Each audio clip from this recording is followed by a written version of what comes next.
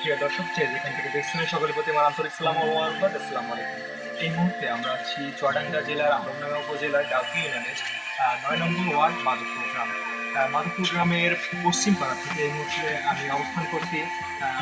আমার ঠিক বাসার পাশেই এমন একটি অত্যাধুনিক মেশিন আছে, যেটা দিয়ে আমি যদি দেখাই, এর ভিতরে কিন্তু সরিষা দিয়ে খুবই সহজে নিচে যদি দেখাই তেল বানানোর যে প্রসেসটা এটা বানানো হয়। মেশিনটি যদি দেখান, মেশিনের ডিজিটাল স্ক্রিন, সবই কিন্তু অত্যাধুনিক পদ্ধতি দিয়ে তৈরি। 148 ডিগ্রি টেম্পারেচার সেলসিয়াস তাপমাত্রা দিয়ে আসলে এটাকে প্রসেস করা হয়।